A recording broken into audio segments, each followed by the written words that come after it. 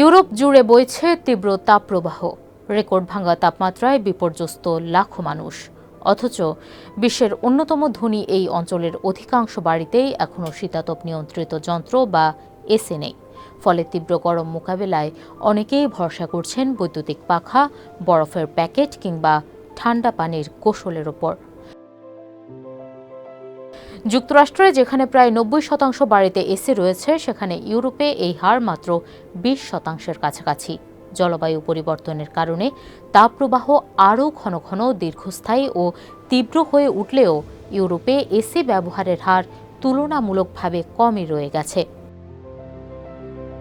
বিশেষজ্ঞদের মতে এর পেছনে রয়েছে ঐতিহাসিক, অর্থনৈতিক ও নীতিগত কয়েকটি কারণ।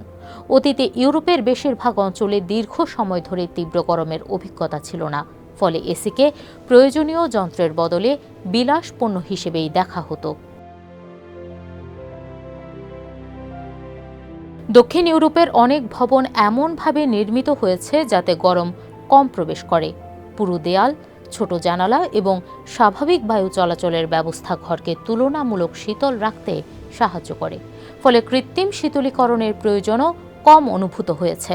এছাড়া ইউরোপের অনেক বাড়ি নির্মিত হয়েছিল এমন সময়ে যখন এসি প্রযুক্তি জনপ্রিয় ছিল না, ফলে এসব ভবনে আধুনিক শীতাতপ নিয়ন্ত্রণ ব্যবস্থা স্থাপন করা তুলনামূলক জটিল ও ব্যয়বহুল। এর সঙ্গে রয়েছে উচ্চ জ্বালানি ব্যয়। অনেক ইউরোপীয় দেশে বিদ্যুতের দাম যুক্তরাষ্ট্রের তুলনায় বেশি, অথচ আয় তুলনামূলক কম। ফলে এসি কেনা ও চালানোর খরচ এখনও অনেক পরিবারের নাগালের বাইরে। এসি ব্যবহারে অনীহার আরেকটি কারণ ইউরোপের জলবায়ু নীতি। ইউরোপীয় ইউনিয়ন ২০৫০ সালের মধ্যে কার্বন নিরপেক্ষ হওয়ার লক্ষ্য নির্ধারণ করেছে, কিন্তু এসির ব্যবহার বাড়লে বিদ্যুতের চাহিদা বাড়বে, যা জলবায়ু লক্ষ্যমাত্রা অর্জনকে করে তুলতে পারে আরও কঠিন। বিশেষজ্ঞরা বলছেন, এসি কেবল বিদ্যুৎ খরচই বাড়ায় না, এটি বাইরের পরিবেশেও অতিরিক্ত তাপ ছড়িয়ে দেয়। একটি গবেষণায় দেখা গেছে, প্যারিসে ব্যাপক এসির ব্যবহার বাইরের তাপমাত্রা ২ থেকে ৪ ডিগ্রি সেলসিয়াস পর্যন্ত বাড়িয়ে দিতে পারে। এ কারণে কিছু দেশ এসি ব্যবহারে সীমাবদ্ধতাও আরোপ করেছে। ২০২২ সালে স্পেন জনসমাগম স্থলে এসির তাপমাত্রা ২৭ ডিগ্রি সেলসিয়াসের নিচে না রাখার নিয়ম চালু করে। তবে পরিস্থিতি দ্রুত বদলাচ্ছে। ইউরোপ বর্তমানে বিশ্বের সবচেয়ে দ্রুত উষ্ণ হতে থাকা অঞ্চলগুলোর একটি। বৈশ্বিক গড়ের তুলনায় প্রায় দ্বিগুণ হারে উষ্ণ হচ্ছে মহাদেশটি। এর ফলে এসির চাহিদাও বাড়ছে।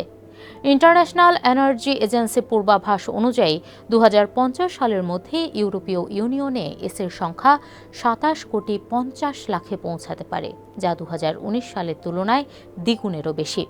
যুক্তরাজ্যের একটি শীতাতপ নিয়ন্ত্রণ প্রতিষ্ঠান জানিয়েছে, গত ৫ বছরে আবাসিক গ্রাহকদের কাছ থেকে এসি স্থাপনের অনুরোধ ৩ গুণেরও বেশি বেড়েছে। এই চাহিদা আরও বেড়েছে সাম্প্রতিক তাপপ্রবাহের সময়। বিশেষজ্ঞদের মতে ইউরোপ এখন একটি গুরুত্বপূর্ণ দ্বিধার মুখে দাঁড়িয়ে। একদিকে রয়েছে ক্রমবর্ধমান তাপপ্রবাহ থেকে মানুষকে রক্ষা করার প্রয়োজন, অন্যদিকে অতিরিক্ত জ্বালানি ব্যবহার ও জলবায়ুর ওপর এর নেতিবাচক প্রভাব।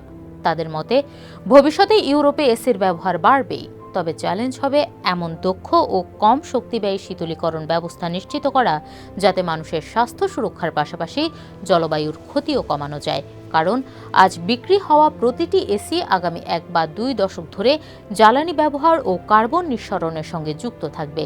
তাই এখন নেওয়া সিদ্ধান্তই নির্ধারণ করবে ইউরোপ কিভাবে তার ক্রমশ উত্তপ্ত হয়ে ওঠা ভবিষ্যতের সঙ্গে খাপ খাইয়ে নেবে।